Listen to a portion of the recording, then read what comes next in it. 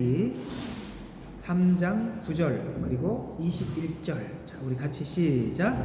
주 하나님께서 아담을 부르시고 그에게 말씀하시기를 내가 어디 있느냐 하시니. 21절. 또 주 하나님께서 아담과 그 아내에게 가죽으로 옷을 만들어 그들에게 입히시니라. 아멘.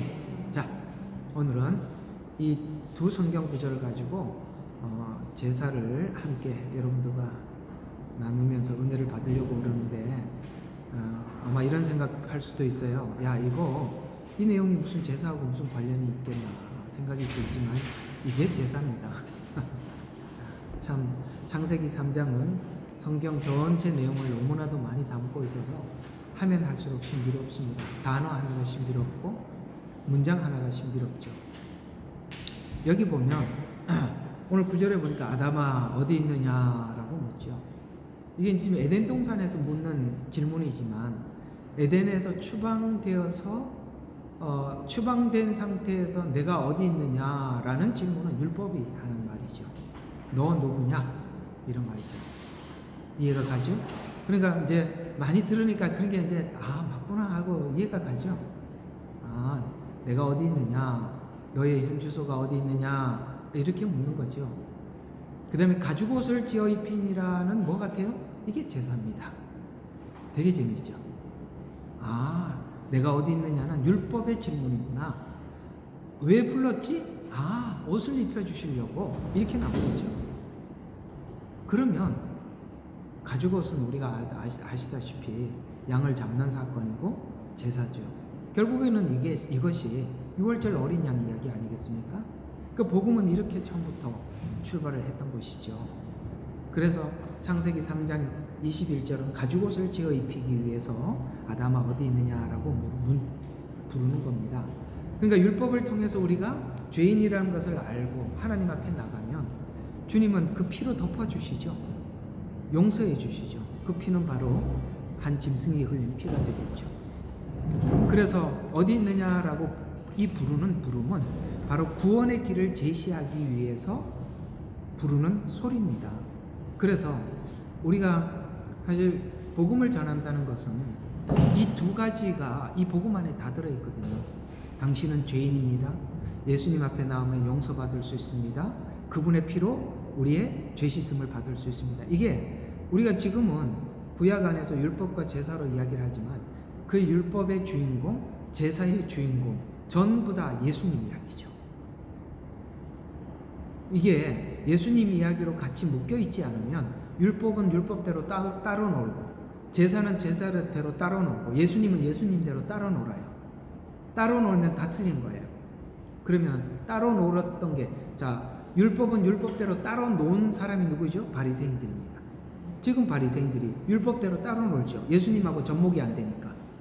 제사 따로 놀죠. 사두개인들이잖아요. 그렇죠? 그게 다 연결이 안 돼 버리면 소용이 없는 거예요. 그래서 구원의 길을 제시하기 위해서인데,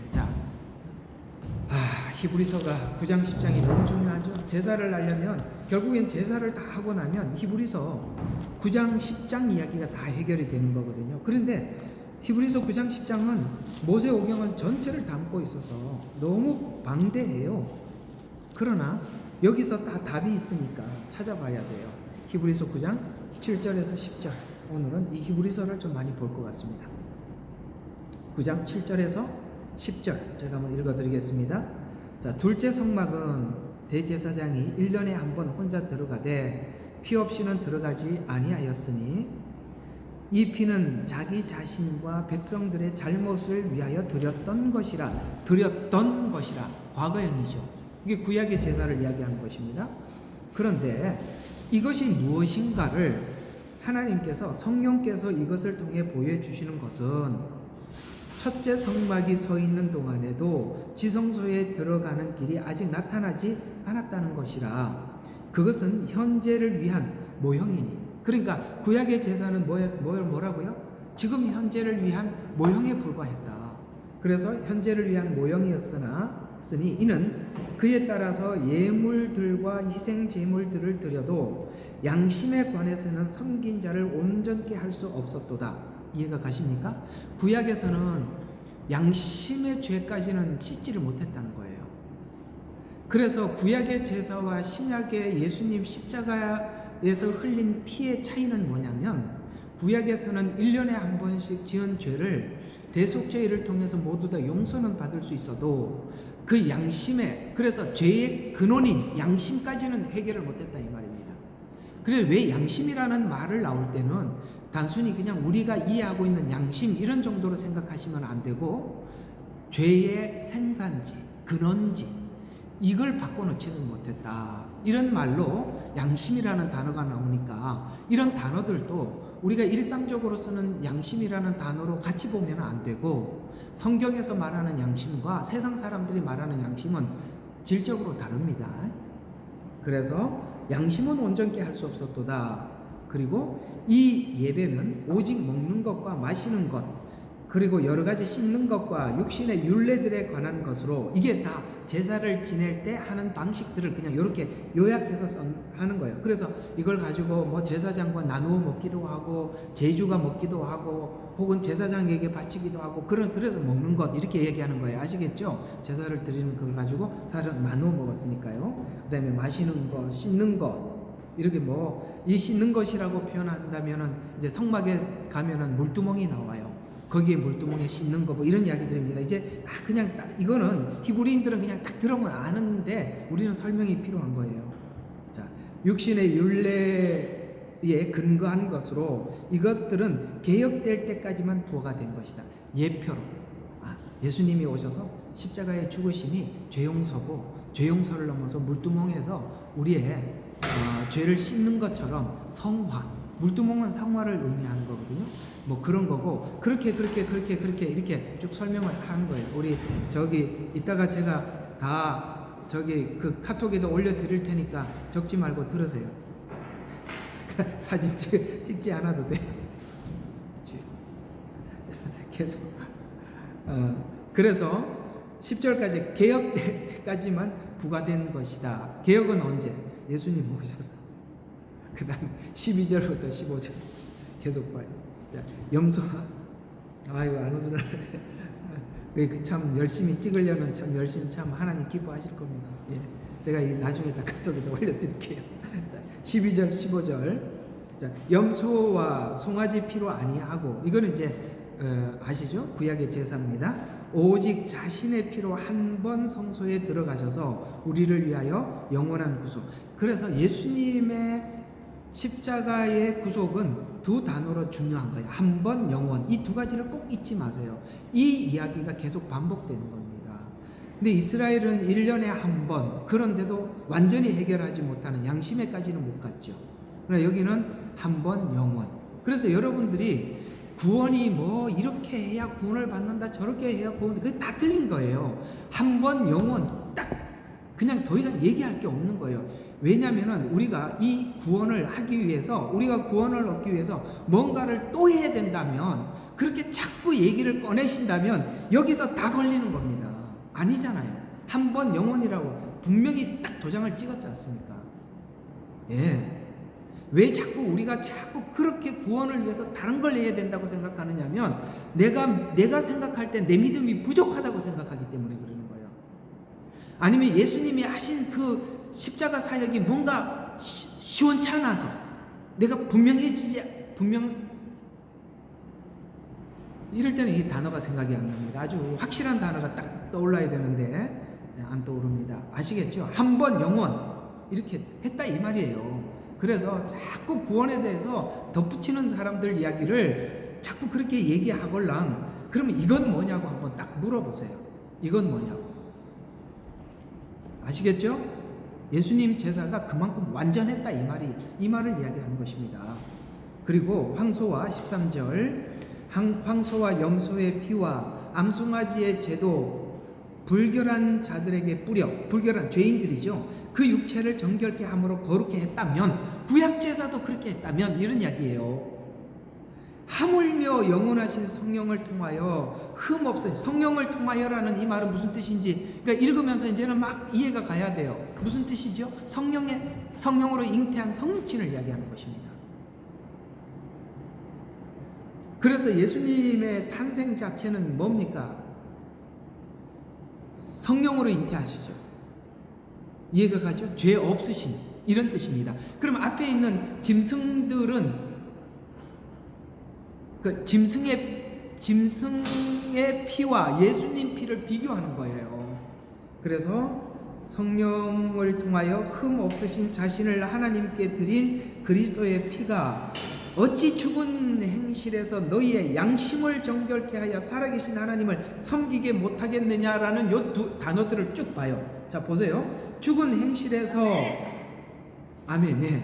죽은 행실이라는 건 뭐냐면은 우리가 죄로부터 죽은 행실에서 그 다음에 이 복음을 받은 사람들이 반드시 나타나는 반응이 있다는 거예요. 죽은 행실에서 변화가 일어난다는 거예요. 그러면 이렇게 볼 수 있어요. 여러분과 제가 예수님을 영접하고 예수님의 보혈로 구원을 받았다면 반드시 누구나 일어날 수밖에 없는 일이 바로 죽은 행실에서 변화되고 양심이 정결해지고 하나님을 섬기는 이것이 반드시 뒤에 따라오는 열매로 나오게 돼 있다 이 말이에요.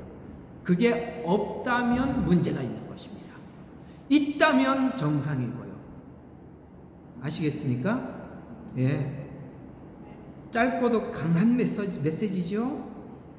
15절 이런 연유로 그는 새 언약의 중보자니 이는 첫 언약 때에 범죄한 것들을 구속하려고 죽으심으로써 부르심을 받은 자들로 영원한 유업의 약속을 받게 하시려는 것이라. 아멘. 영원.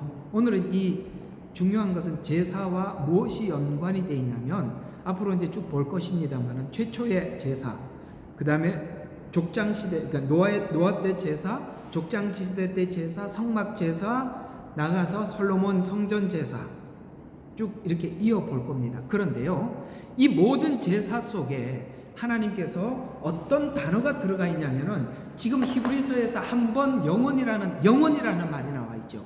놀랍게도 노아의 제사를 드릴 때부터 하나님은 영원이라는 단어를 쓰셨어요. 놀랍죠? 노아가 제사를 드릴 때 하나님이 언약을 하시면서 영원이라는 단어를 쓰시면서 들어오셔서 약속하십니다.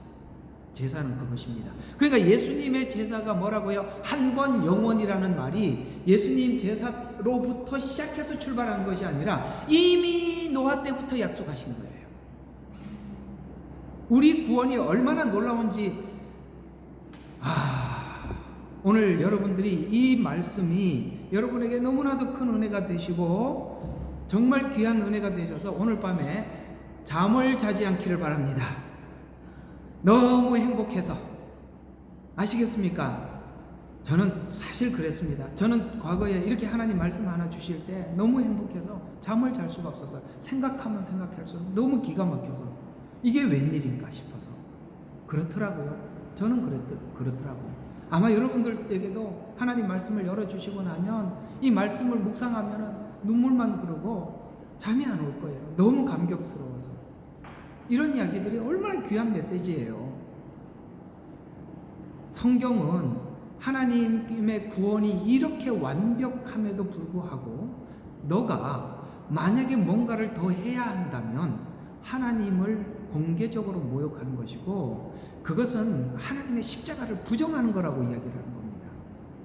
부정한다고 이야기까지 하면 그게 갈라디아서 이야기예요. 네가 구원을 받고도 율법을 지키러 가느냐? 그럼 그리스도의 십자가는 뭐냐? 이렇게 묻는 거예요. 여기 히브리서 보세요. 그렇게 말했잖아요.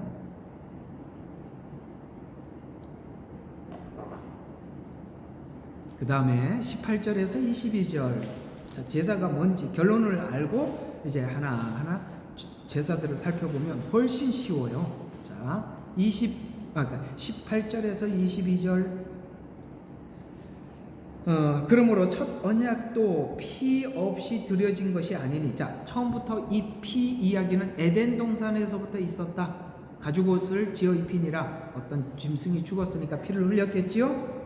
그 다음에 모세가 율법대로 그 계명을 온 백성에게 말한 후 송아지와 염소의 피와 물과 주홍색 양털과 우슬초를 가져다가 그 책과 온 백성에게 뿌리며 우슬초, 여러분 이 우슬초는 그 다윗의 시편에 나오죠. 우슬초로 나를 깨끗게 하소서. 나중에 이제 그 한번 이미지에서 한번 보여드릴게요. 우슬초는 그냥 간단하게 붓 같은 겁니다. 그래서 그걸 가지고 이렇게 되면은 거기 있는 모든 피나 물을 쫙 빨아당기죠.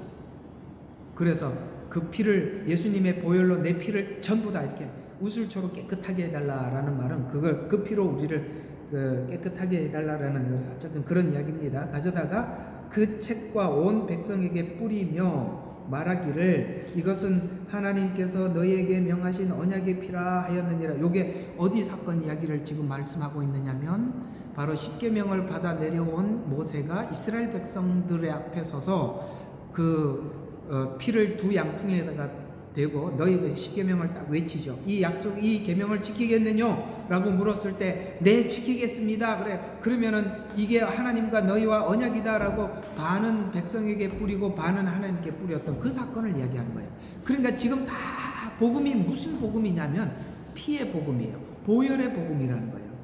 여러분 성경은 처음부터 마지막까지 피가 흐른다는 사실을 아셔야 됩니다. 그걸 우리에게 설명을 해주려면은 구약의 제사부터 차근차근 하나님이 계속 설명해 왔던 것이지요. 21절 더 나아가 그는 피를 가지고 성막과 섬기는 데에 쓰이는 모든 기명들에게 뿌렸느니라. 율법에 따르면 구약의 말씀이죠. 거의 모든 것이 피 흘림으로써 정결케 되나니 피 흘림 없이는 죄사함이 없다라고 구약의 제사가 계속 말을 해왔다 이 말이에요. 구약의 제사가 얘기하고자 하는 포인트가 뭐였냐? 피가 흘러야 죄 용서함을 받는데 짐승은 인간이 아니니까 인간의 죄를 대속한다는 예표로는 말해줄 수는 있어도 짐승은 인간의 죄를 대신할 수 없다. 왜? 인간이 죄를 지었는데 짐승이 대신할 수는 없는 거죠. 그럼 인간의 죄는 누가 대속해야 합니까? 인간이 대속해야 합니다. 그런데 인간이 대속자가 아무도 없는 것은 모두가 죄인이기 때문에 그렇습니다.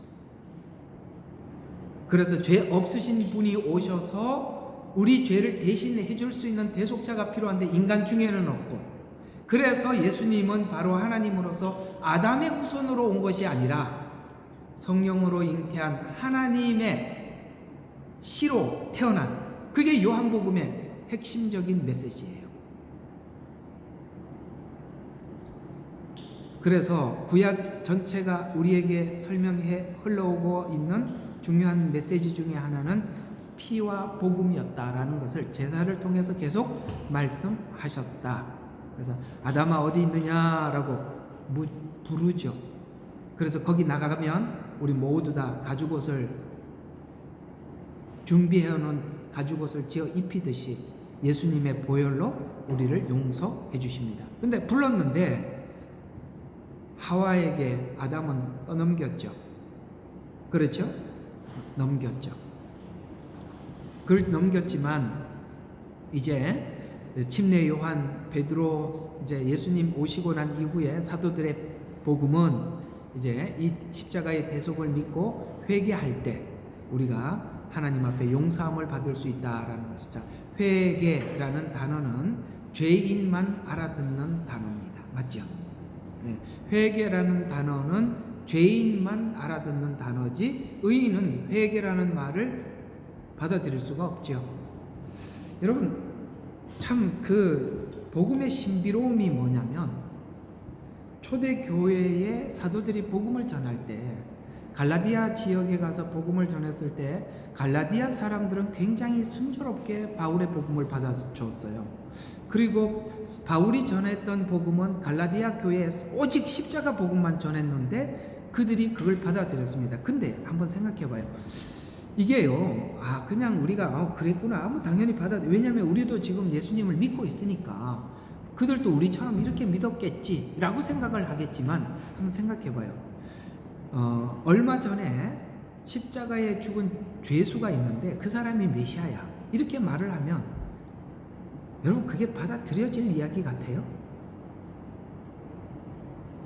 십자가에 얼마 전에 저 사람이 죽었는데 그 사람이 너의 죄를 대신한 메시아야. 특히 이방인들은 아무것도 모르잖아요. 그걸 받아들였어요. 그래서 제가 볼 때는 우리 인생의 가장 신비로운 현상은 뭐냐면 저와 여러분이 예수님을 믿고 있다는 것입니다. 십자가에 죽은 그분이 우리 메시아가 됐다고요? 근데 이상하게 우리는 믿어지잖아요. 그건 100% 우리 실력은 아닙니다. 이건 하나님의 은혜가 아니고는 도저히 있을 수가 없는 일이에요. 네? 그래서 우리는 하나님 앞에 진정으로 감사해야 될 진정한 감사가 한 가지가 있다면 우리로 하여금 그분을 나의 아버지로 고백할 수 있게 됐다는 거예요. 그래서 성경에서 말씀하시기를 하나님의 영이 없이는 하나님을 아버지라고 부를 수 없다고 분명히 무엇을 갖고 있는 것입니다. 그렇다면 저와 여러분이 믿는 이 믿음은 하나님의 성령께서 열어주셨고 알게 해주셔서 믿는 믿음이지 분명히 이건 우리 속에서 나온 것은 아니에요. 그래서 성경은 자꾸 구원을 설명할 때마다 예정으로 설명을 하는 거예요. 그렇게밖에 그래서 다윗이 죄를 짓고 하나님 앞에 고백하고 용서를 받고 난 이후에 자기 실체에 대해서 내가 모태에서부터 하나님이 나를 창조하기 이전부터 나를 계획했다고 그렇게 깨닫는 거예요. 그 다윗만 그렇게 된 게 아니라 우리 모두가 보면은 결국에는 우리 신앙이 제대로 딱 정착이 되고 나면 그렇게밖에 볼 수밖에 없는 거예요. 그래서 우리의 믿음이 자랑이 될 수가 없는 거예요. 그래서 에베소서에 보면은 결코 자랑하지 못하게 하려 함이라라고 못을 딱 받고 있는 거예요. 네? 우리 믿음은 자랑이 아니에요. 은혜예요. 그래서 아담아 어디 있느냐라고 물었을 때는 하나님께서 가죽옷을 지어 입히기 위한 하나님의 사랑의 표현입니다. 용서해 주려고, 용납하려고, 또 은혜를 주시기 위해서 부르시는 부름이죠. 만약에 야, 너 이거 먹는 날에는 죽으리라 라고 말씀하신 대로 먹었으니까 죽어라 그러면은 창세기 3장까지 하고 성경은 없어야 되는 거예요. 그죠? 너 먹었으니까 끝, 안녕, 이제는 문 닫고 가자 이렇게 끝나야 되는데 이상하게 에덴 동산에서 추방되고 난 뒤에 계속 노아 홍수 이후에 생육하고 번성해라, 아브라함에게도 생육하고 번성하라. 이거 원래 창조할 때 아담과 하와에게 했던 말 아니에요? 그 일을 하나님 계속 하래요.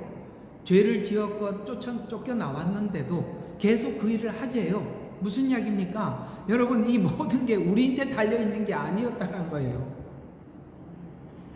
나는 누군가가 자꾸 여러분들이 이런 생각을 하시면 정말 곤란해. 내가 어떤 분들이 자꾸 이렇게 질문을 하시는데, 목사님, 저 이스라엘은 그 유대인이 아닌 것 같아요. 얼마나 악독해요. 여러분, 그렇게 생각하시면 우리도 벌써 지워야 되는 겁니다. 여러분, 우리가 그 유대인들하고 뭐가 차이가 나는데요? 여러분, 사람의 지금 형편과 하나님과는 아무 관련이 없는 거예요. 우리가 지금 사람이 아무리 악하고 아무리 이상해도 하나님이 손을 대면 바뀌어지는 거예요. 하나님을 뭘로 보는 거예요? 그게 우리가 하나님을 보는 약점이 뭐냐면 자꾸 우리 시각으로 보고 있는 거예요. 그렇게 보신다면 여러분, 우리 시각으로 보면 여러분이 우선은 남 얘기할 거 하나도 없다니까요.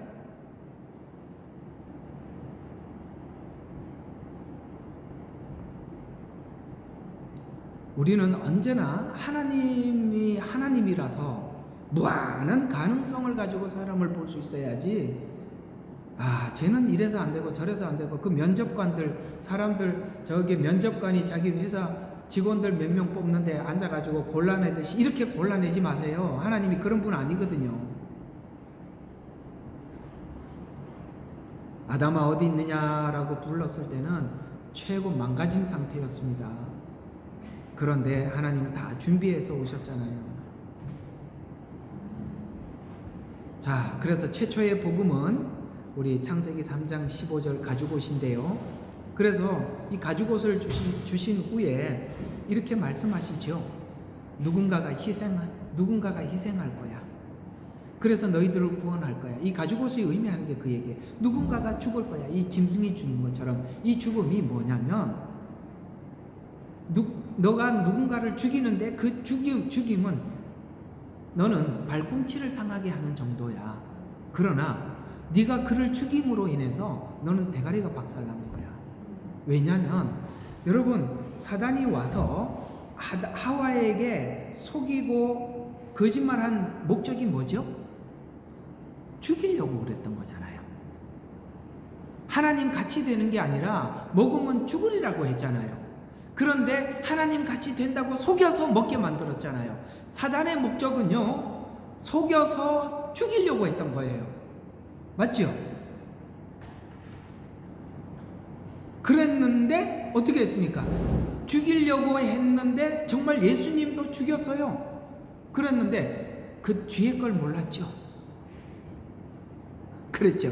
그 예수님이 십자가에 죽으시면서 하나님께 뭐라고 기도하고 죽었습니까? 아버지여 내 영혼을 아버지께 의탁하나이다 라고 아버지 하나님께 올려드렸더니 하나님은 예수님을 무덤에서 살려 올렸어요. 그러니까 어떻게 된 거예요? 사단이 인간에게 죽음을 주려고 했는데 예수님이 부활하심으로 사단의 권세가 대가리가 깨진 거예요. 이럴 때는 머리라고 표현하는 게 아니라 대가리라고 말을 해야 되는 거예요. 알았죠? 여러분 고기를 먹으면서 그 고기를 고기 머리 맛있다 그거는 표준어가 아니고 고기는 대가리입니다. 자, 그렇게 머리가 깨진 겁니다. 그렇게 해서 부활로 승리하셨는데 우리에게 잃어버린 생명나무 실과를 되찾아 주신 거잖아요. 예수님께서 그죠? 두루 도는 화영검 그 검을 예수님 십자가에서 물과 피까지 쏟아주면서 그 검이 찔릴 때 드디어 에덴은 활짝 열려버렸죠. 그게 천년왕국이잖아요. 그게 천년왕국이지 않습니까? 그리고 예수님께서 재림하심으로써 우리가 잃어버렸던 생명나무 실과를 찾아주시고 요한계시록 마지막 장에 가보면은 이제 에덴 동산에서 봤던 선악과는 없어지고 예수님의 보좌가 그 중앙에 있습니다. 다시는 죄를 지을 가능성이 전혀 없죠. 왜? 선악과는 없어졌습니다. 그런데 왜 그 중앙에 예수님의 보좌가 앉아 있느냐? 이제는 더 이상 모든 인간이 죄를 지을 염려가 없고 나아가서 그 보좌가 있다는 의미는 뭐냐면 그 보좌가 어떤 보좌인지 아는 자만이 그 자리에 가서 함께 하나님을 섬기고 사는 겁니다. 그래서 십자가의 은혜를 모르고는 누구도 그곳에 갈 수가 없는 거예요. 누구도. 하나님은 그래서 우리로 하여금 그 에덴 동산에서 추방돼서 가시와 엉겅퀴가 나는 인생을 통해서 전도서에서 말하는 것을 우리에게 알려주면서 우리는 세상에 보이는 것을 추구하고 그것으로 만족함을 얻기 위해서 누리려고 애를 쓰지만 하나님께서는 결국은 이 땅의 모든 것이 인간에게 죽음으로 인해서 모든 것이 헛되다는 것을 알고 죽음 넘어 뭘 바라보게 합니까? 고난이 하나님을 찾게 만드는데 하나님 안에 뭐가 있더라? 영생이 있더라.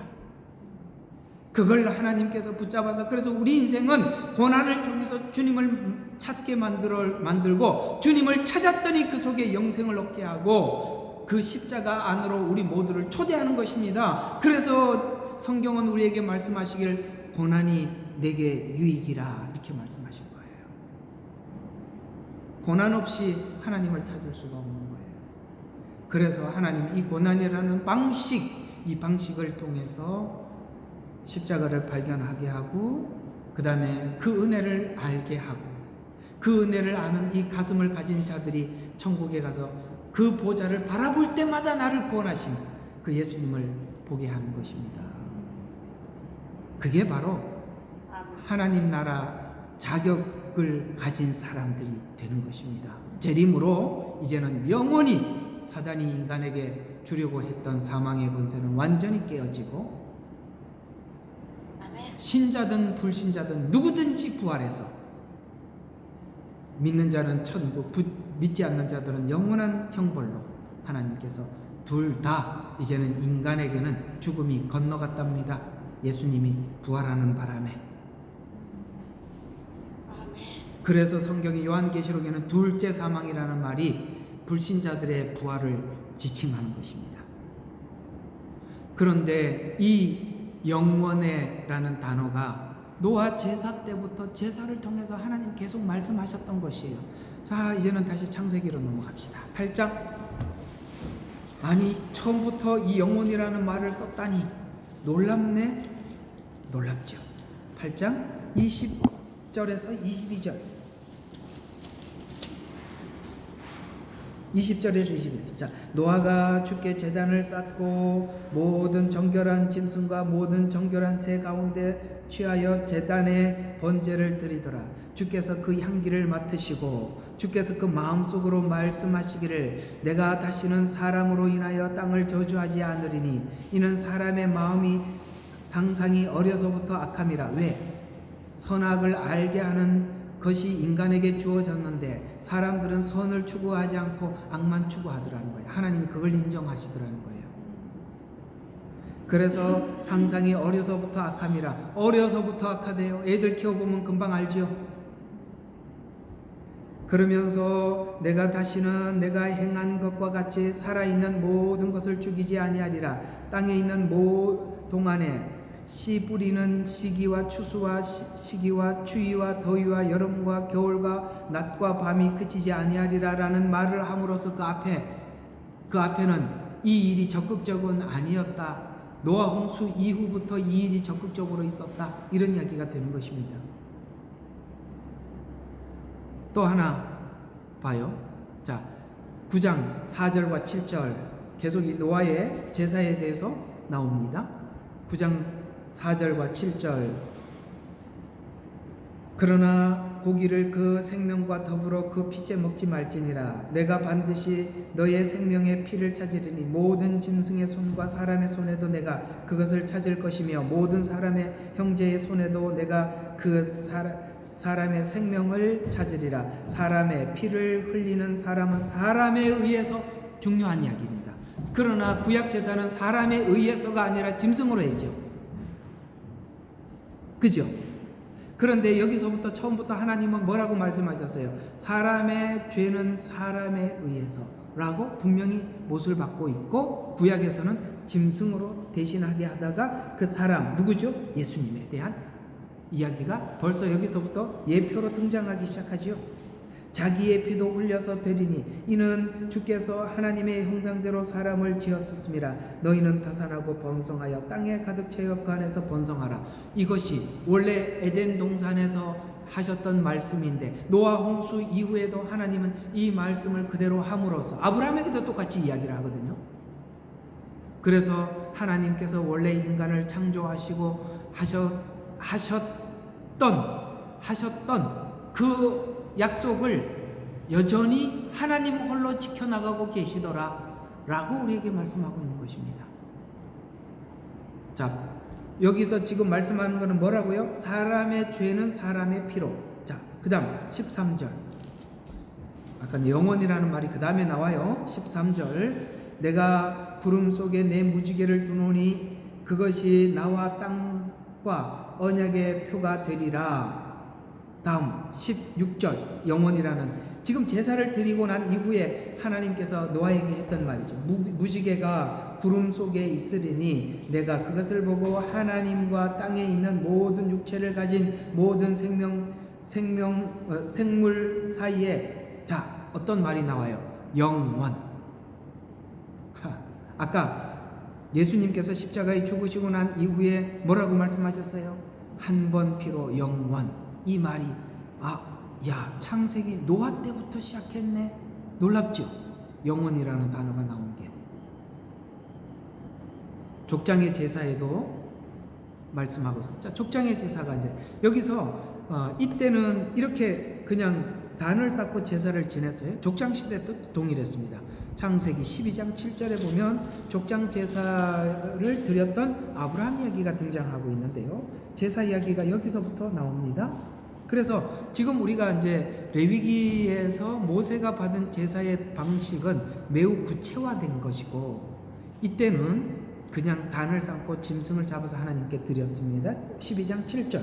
자, 주께서 아브라함에게 나타나셔야 말씀하시기를 내가 이 땅을 내 시계에게 주리라 하시니, 이게 하나님 말씀하셨죠. 그랬더니 그가 그곳에다가 자기에게 나타나신 주께 제단을 쌓았더라. 제단을 쌓았더라는 거예요. 단을 쌓았더라는 거예요. 또 13장 3절. 13장 3절에도 이렇게 말씀하고 있어요. 자, 그러나 13절입니다. 13장 14가고, 예, 이거 제가 잘못 적은 것 같습니다.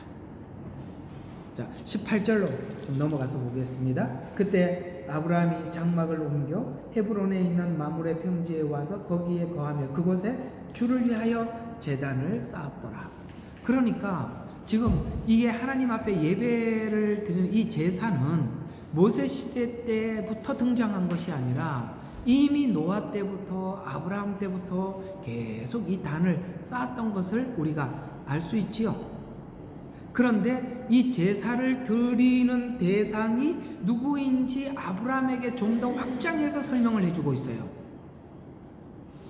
그게 누구냐면 창세기 14장에 나오는 멜기세덱 이야기입니다.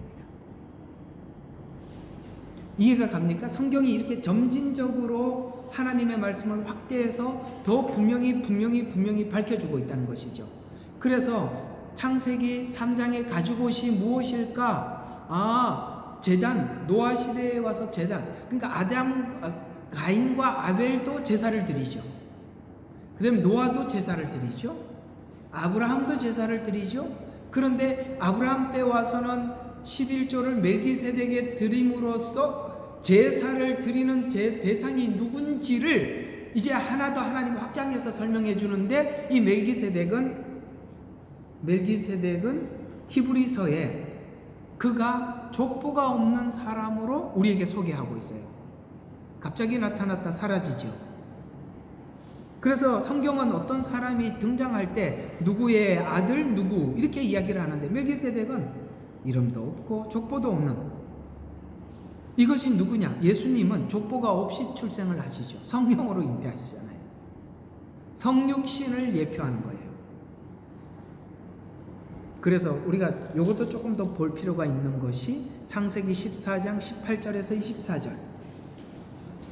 살렘 왕 멜기세덱이 빵과 포도주를 가지고 나왔으나 그는 지극히 높으신 하나님의 제사장이었더라. 그가 아브라함을 축복하여 말하기를 하늘과 땅의 소유주이신 지극히 높으신 하나님의 아브라함을 복주시기에 하옵소서. 아브라함의 하나님을 복주시기에 하옵소서라고 하면서 너의 원수들은 내 손에 넘겨주신 지극히 높으신 하나님을 송축하라 하니 아브라함이 모든 것의 11조를 그에게 드리더라. 여기서 11조를 아브라함이 드렸다라는 이야기는 바로 하나님께서 자신의 주인임을 고백하는 것입니다. 하나님이 아브라함의 하나님을 축복해 주었더니 아브라함은 11조를 드림으로써 그렇습니다, 하나님이 제 주인이십니다 라는 표현을 하는 것입니다. 11조가 하나님의 주권을 인정하고 하나님이 내 주인입니다 라는 고백의 1번의 신앙 고백이래요. 그게 신앙이 높고 고차원적일 때 11조가 아니라 신앙은 하나님이 내 아버지십니다, 내 주인이십니다, 그 고백의 1번이 이거래요. 그러면서 22절, 그래서 소돔 왕이 아브라함에게 말하기를 사람들을 내게 돌리고 물품은 내게 취하라. 아브라함이 소돔 왕에게 말하기를 내가 하늘과 땅의 소유주신 지극히 높으신 하나님 곧 주께 내 손에 대지 내가 아브라함을 부자로 만들었다고 말하지.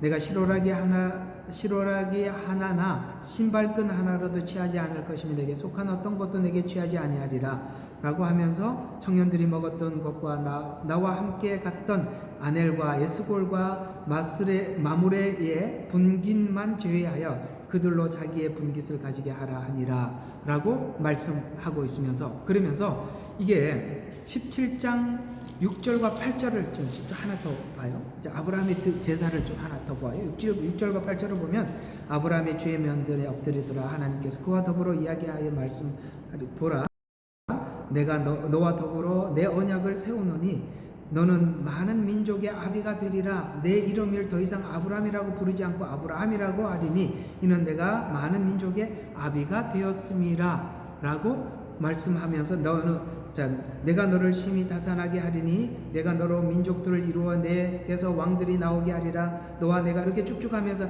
7절 후반절에 보면 내 언약을 세우리니 영원한 언약을 삼고 나와 내 시의 하나님이 되리라. 8절 내가 너와 내 뒤에 올 시에게 내가 타국이 내 있는 땅 즉 가나안 땅의 모든 땅을 주어 영원한 소유가 되게 하며 나는 그들의 하나님이 되리라. 영원, 아시겠습니까? 이 단어들을 이게요 히브리서 9장 10장에서만 나오는 게 아니라 이 약속을 이때부터 하나님은 계속 영원이라고 하셨다는 거예요.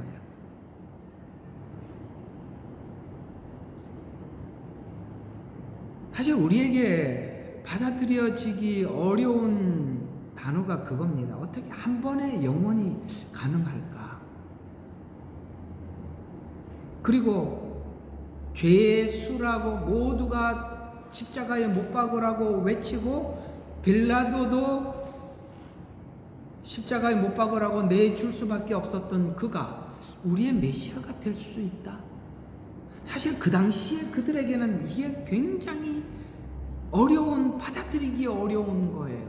그럼에도 불구하고 그들이 그걸 받아들이고 메시아임을 영접하지 않습니까? 그건 인간의 이성으로는 절대 받아들일 수 없는데 그들이 왜 믿게 되었을까요? 성령에 의해서, 하나님의 성령에 의해서 그것이 가능했던 것입니다. 그건 초대 교회에 있었던 사람들의 만의 이야기가 아니라 우리도 똑같습니다. 예? 말이 안 되는 거잖아요. 예? 근데 이제는 이 복음을 우리 생명과도 바꿀 수 없는 복음이 되어버렸어요. 나는 세상에 아무리 신비로워도요 이것만큼 신비로운 게 없어요. 그 예수님이 내 메시아가 되고 나는 세상에 어떤 것과도 바꿀 수 없는 가장 소중한 보석이 되었다는 것.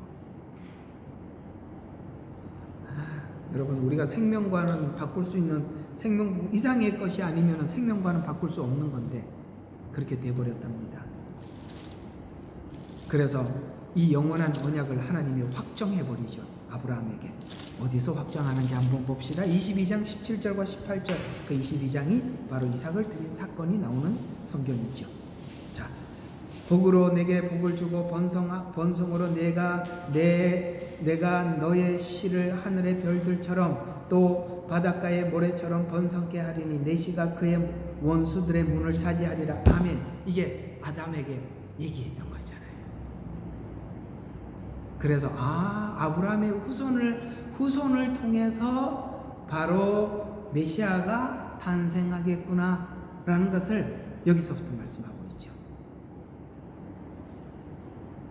그래서 18절 보면은 내가 내 씨 안에서 모든 민족들이 복을 받으리니 이는 내가 나의 음성에 복종하였어요. 그래서 모든 뭐라고요? 민족들이. 그래서 성경은 벌써 아브라함을 통해서 분명히 딱 정하고 들어갔답니다.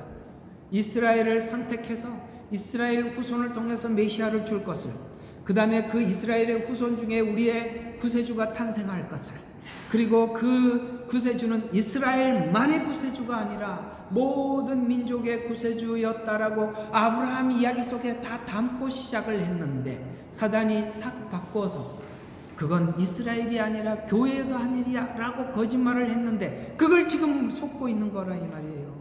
그게 바로 대체신학이라 이 말이에요. 대체신학은 사단이 만들어 놓은 아주 사단 입장에서 보면 완벽한 작품이에요. 절대 대체신학에 속아서는 안 됩니다. 그런데 우리가 너무나도 이 교회라는 관점에서 지금까지 들어왔기 때문에 사람들이 이게 대체 신학이고 이것이 문제가 있고 이걸 바꿔야 한다면은 사람들이 너무나도 오랫동안 그걸 들어왔고 이 반유대주의 사상이요 의외로 우리에게 강하게 자리 잡고 있다는 걸 제가 설교를 해보니까 그게 느껴져요. 사람들이 그게 아닌데라고 하다가 어느 정도까지는 따라오다 어느 중간에서는 백 돌아서더라고요. 그게 너무 강하게 자리 잡고 있는 거예요. 처음부터 하나님은 이렇게 시작하셨다고요. 그래서 성경 전체를 보려면 아브라함 이야기를 완전히 소화하고 보셔야 돼요. 아브라함 이야기가 너무 중요하거든요. 자, 다음 주에는 성막의 제사. 여기 그림 보이시죠? 성막의 제사. 이제 구체적으로 이제 성막 그림도 한번 슬쩍 여러분들에게 그림을 보여주면서 야, 이게 성막 이게 뭐 제사 드리는 장소인데 이 그림이 뭐 어떤 의미가 있느냐. 아마 이거 성막도 여러분들과 오랫동안 하면서 하나님의 은혜가 엄청 많을 겁니다. 예. 자, 우리 이제 오늘은 여기까지 하고 오늘 기도 시간이 있어서 오늘 내용은 여기에 이만